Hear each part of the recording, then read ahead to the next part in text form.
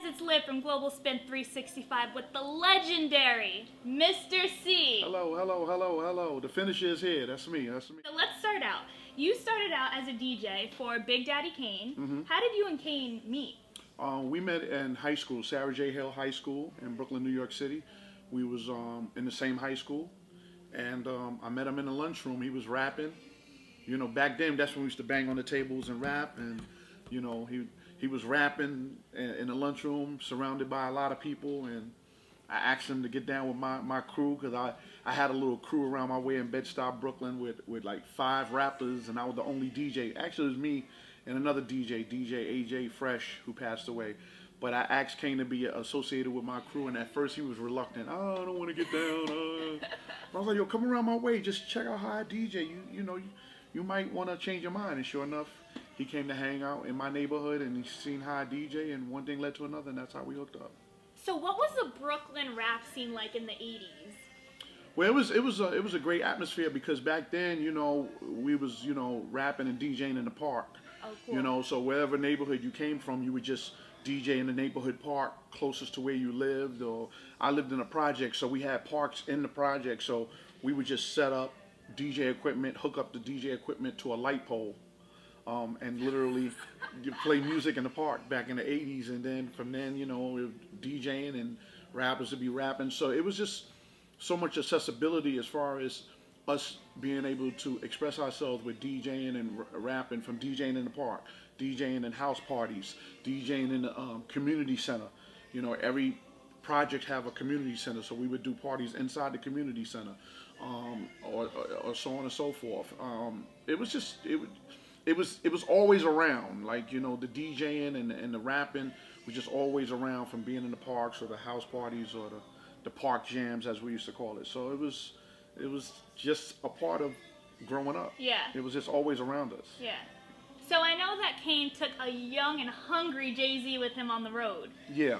Do you remember, what was Jay like back in those days? Well, Hov was quiet back then. He was very, very quiet when we used to tour. Really didn't say much, but when he got on the stage with Kane, that's when all the lyrical fire just let out. And back then, Jay-Z style was different. He was more of a fast tongue rapper. Okay. He was more of a kind of, I don't want to compare him to Das Effects, but he was like kind of in that same frame where he was just doing tongue twisting rap. Right. Real fast rapid pace rap. So he was more of that style back then.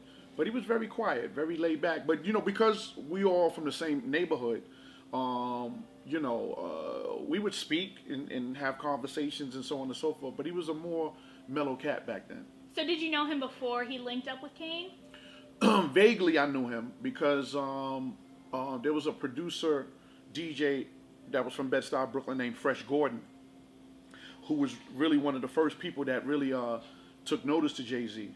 And that's how I got to hear about Jay-Z, is through Fresh Gordon. So I knew Jay very vaguely before he went on the road with us. But then when he went on the road with me and Kane, then I got to know him a little bit better. Crazy. So let's fast forward a little bit. You're from Bed-Stuy, obviously. The notorious B.I.G. is from Bed-Stuy. How did you and Biggie meet? I met Biggie through his first DJ 50 Grand. Me and DJ 50 Grand grew up together in the same area, Bed-Stuy, Brooklyn. And I was actually going to go on tour with Kane at the time. This was like maybe late 91, early 92. And 50 Grand came to me and was like, yo, I got this guy, the notorious Biggie Smalls, and I want you to hear him. And I'm like, yo, I'm going to go on tour with Kane. I can't listen to his demo now. So whatever I told 50 Grand, if I said to 50 Grand, I'll be back from tour September 22nd. Whatever day I told him I was coming back, he was in front of my house that night that I came back from tour with the demo tape to let me hear Biggie rhyme. And I remember it was a basement demo. It was a very hissy basement demo with just Biggie rapping and 50 Grand DJing. And actually one of the tracks that Biggie rapped on was the original sample that me and Kane used for Ain't No Half Steppin', which was kind of ironic. And I heard that rap that Biggie kicked to the Ain't No Half Steppin' track, and it just blew my mind. And I started dealing with Big from there.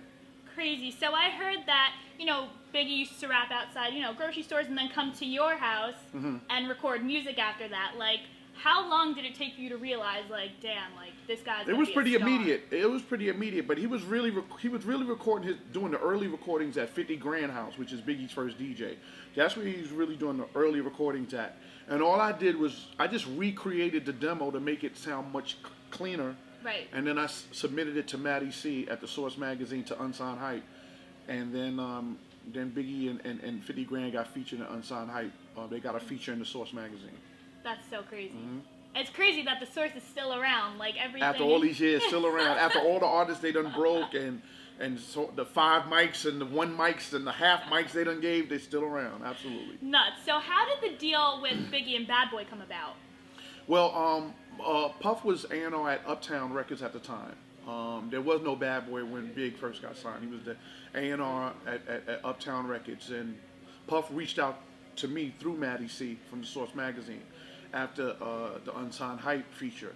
And me, Puff, and Big met. The first time we met together was at Uptown Records in Puff's office.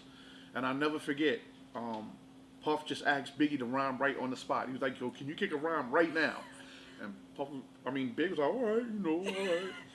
So Big kicked this rap. And once Big kicked the rap, I'll never forget, it was like wintertime. It was cold outside. We had on winter coats. And after Big kicked the rap in Puff's office, Puff was like, I can have a record out on you by the summer. Would you be cool with that? And then Big was like, well, talk to Cee, whatever Cee say, that's how we gonna do it. And, we started, I met Andre Arel after that, and then we did the deal where Biggie was originally signed to Uptown Records. Okay. And then when Puff got the deal with Bad Boy, when Puff got his own label with Bad Boy Arista, then he brought Big over to Bad Boy. Nuts. So you were executive producer on Ready to Die. Yeah. What exactly did that mean? Like, basically, just to make it as quick as possible, I was the associate executive producer of Ready to Die, which basically just means that I discovered him. That I was the person that got him his deal. Gotcha. I did help out with Ready to Die as far as doing some scratches on a few songs, like Gimme the Loot. Any of the scratches on the Ready to Die album, I did the scratches on it, and had some input on, how the music was going to be delivered. But slowly but surely, as the album progressed in the recording process, Puff just became more of a bigger role in the project as far as having say on what direction he wanted Big to go in. Right. Because originally the album was going to be called the Teflon Don. That's what Big wanted. That's what Big wanted the album to be called. Because he wanted the album to be real hardcore, really just gritty street.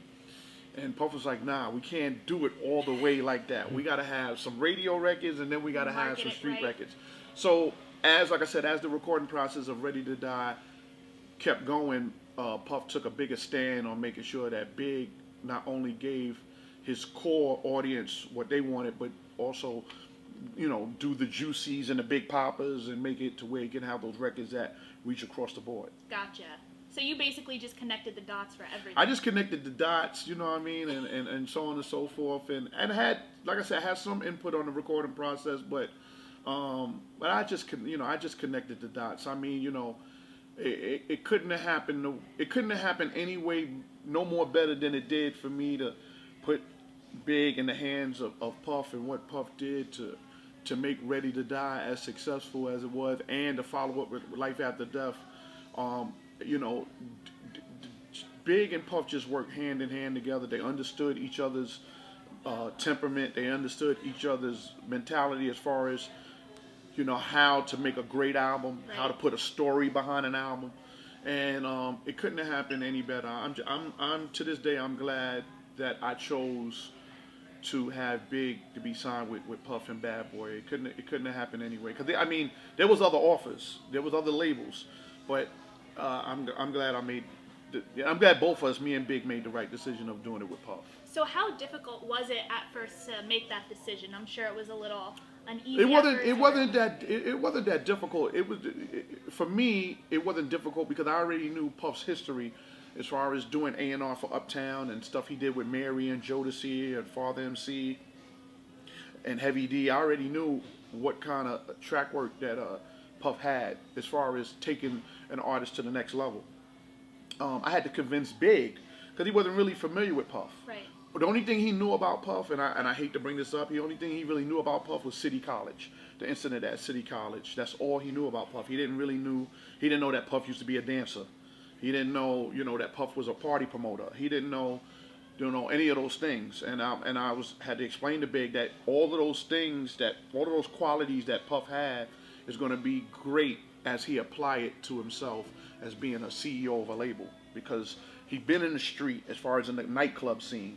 And he went to college, so he does have knowledge, and he's smart. So all of those things would be beneficial for Big to sign with Puff, and that's what I had to explain to Big. Right. So that's all it had to really take. It just had me to kind of break it down to Big, the importance of signing with this cat who was on the rise, as opposed to some of the other labels that was already established. Because sometimes we get so blindsided and be like, okay, I want to sign with this label because they got this rapper, and they're already set. But Puff was like getting ready to go to another wave from being A&R to CEO. And I really believed that he was going to be successful. And I had to convince Big that too. So once I convinced Big of that, the rest was history. Crazy. So what is your favorite Biggie memory? Memory. Oh man, I got so many memories of Big. The one that I always tell people that I have of Big, and it's probably the last time I saw him alive. I was still on Hot 97 at the time, and I was actually DJing on a Sunday night, and Big just, back then that's when we had 1-800 Sky Pages, and he hit me on the Sky page, and I called him back, and he's like, yo, what you doing? I'm on the radio. And what you doing after the radio? I got this party in Jersey. So he's like, yo, I want to come hang out with you. And Big was big at the time. I mean, Ready to Die was out. Like, he was Biggie. So I was like, yeah, right. He's like, no, I'm going to meet you at the station when you get off. So I didn't believe him, but when I came out of the station, he was there, And we drove to Jersey. We did this party in Jersey. Can't remember the name of the club, but I remember the R&B group Skin Deep was performing. And we walk in the club, and as soon as we walk in the club, like, all the girls was watching Skin Deep, but when me and Big walked in the club, it was like all the girls just stopped looking at Skin Deep and just ran to Big. And Skin Deep, I love y'all, but I just felt so sorry for them, because it was like all the attention shifted from Skin Deep to Big. And then I started DJing, and it was just a great night. And then after we left Jersey, we was, Big was like, let's go to the tunnel. Let's go see Flex. Let's go see Funkmaster Flex at the tunnel. So I told Big, all right, I'm going to follow you to the tunnel. So I was acting like I was following him in my car to the tunnel, but I wound up detouring and going home. And that was the last time I saw Big alive, but that's probably my fondest memory of Big. So the tunnel was a huge staple in especially New York City hip hop. Can you tell us about, what it was like being there? Well, I mean, when Funkmaster Flex had the tunnel on a Sunday night, you had from DMX to Missy Elliott to Busta Rhymes to Mobb Deep. I mean, every Sunday Flex just had those artists that was coming through every Sunday. And it was just legendary. It was just, and then the way Flex did it, where the first 500 ladies get in free, or the first 1,000 ladies get in free. It was just a great time in hip hop in New York City at that time.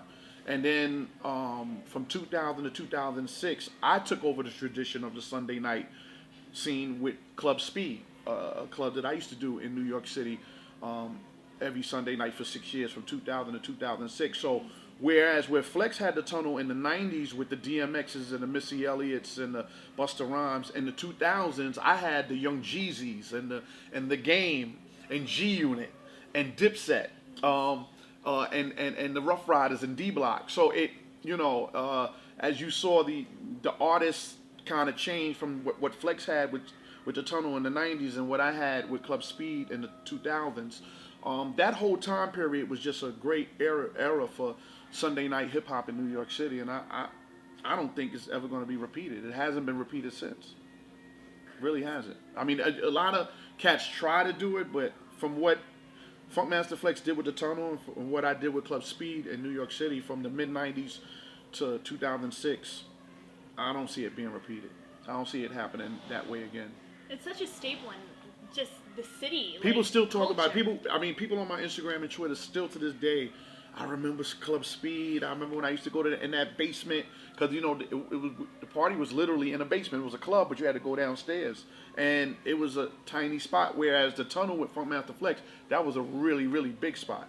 So, but it was the same type of thing where we would bring artists every Sunday, and it was artists you would get to see for the first time ever in New York City. I mean, I was the first one to bring G Unit, to have G Unit do a show together in New York when they first started popping off with the mixtapes. Right. Or you know, I was the first one to bring The Game to New York or Young Jeezy to New York. You know, and it was memorable in a sense of what made it even more memorable that I used to record those shows and then play it on the radio on Hot 97 the next day, or you know that following weekend I would play it on the radio. So I just don't see those type of things happening again in New York. It's going to take a strong, you know, DJ that really makes a strong dedication of putting together a quality event Right. every week for 6 years or 9 years straight. Flex went 8 years. No, Flex went 9. I went 6 years. It's going to take a strong DJ with strong will and just the dedication to just do something like that every week in a nightclub, not a strip club, a nightclub. Because you got a lot of DJs in New York that's doing the strip club thing, and I salute them, and that's great. But to be consistent and do a weekly party every week in a nightclub, rain, sleet, snow, you're still open. You know, that's a tough act. So you know, but that was New York hip hop for a great part of the mid '90s to the 2000s. Nuts. The Tunnel and Speed.